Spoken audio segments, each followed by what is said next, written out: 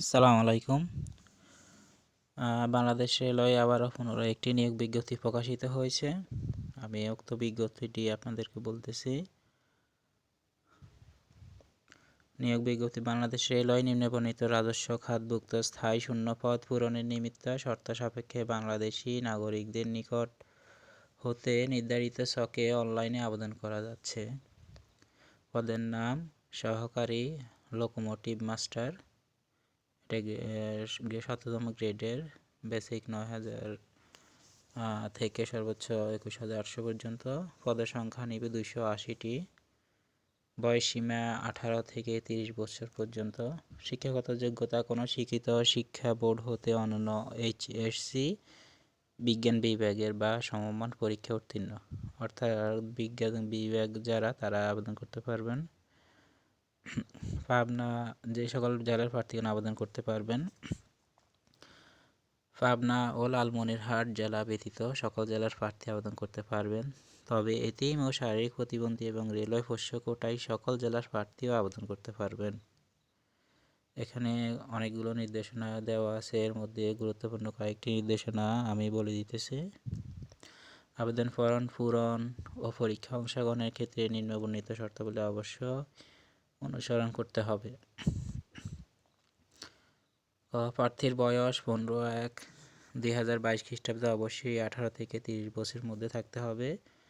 তবে বীর মুক্তিযোদ্ধা বা শহীদ বীর মুক্তিযোদ্ধার সন্তান এবং শারীরিক প্রতিবন্ধীদের ক্ষেত্রে সরকারি বিধি অনুযায়ী সর্বোচ্চ 32 বছর শিথিলযোগ্য। উল্লেখ্য যে বীর মুক্তিযোদ্ধা বা শহীদ বীর মুক্তিযোদ্ধার পুত্র বা কন্যার পুত্র বা কন্যাদের ক্ষেত্রে 30 বছর বয়স প্রমাণের ক্ষেত্রে এফিডেভিট গ্রহণযোগ্য নয়।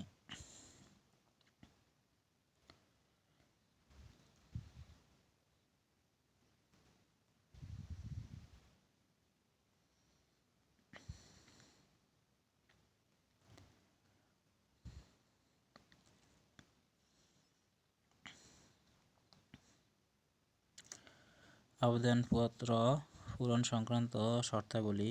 পরীক্ষায় অংশগ্রহণে ইচ্ছুক প্রার্থীগণ http://br.teletalk.com.bd ওয়েবসাইটে আবেদনপত্র পূরণ করবেন।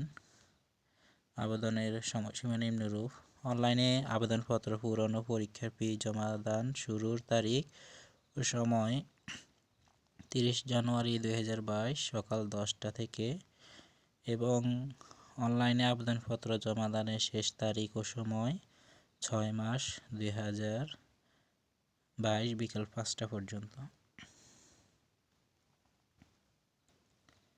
উক্ত সময়সীমার মধ্যে ইউজার আইডি ও প্রাপ্ত প্রার্থীগণ অনলাইনে আবেদনপত্র সাবমিটের সময় থেকে পরবর্তী 72 ঘন্টার মধ্যে এসএমএসে পরীক্ষার ফি জমা দিবেন।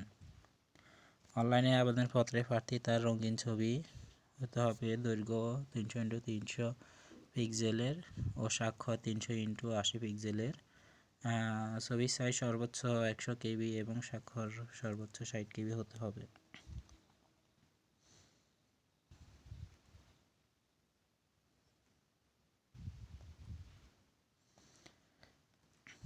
এছাড়াও এখানে অন্যান্য অনেকগুলো নিয়মাবলী দেওয়া আছে, আপনারা দেখে নেবেন।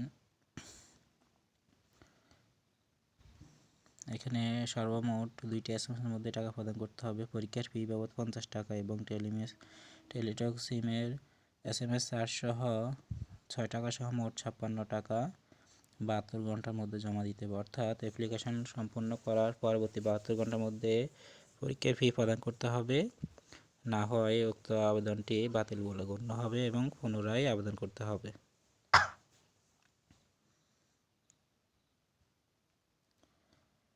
এখানে এসএমএস পাঠানোর নিয়মাবলীগুলো দেওয়া আছে, আপনারা বিস্তারিত দেখে নেবেন।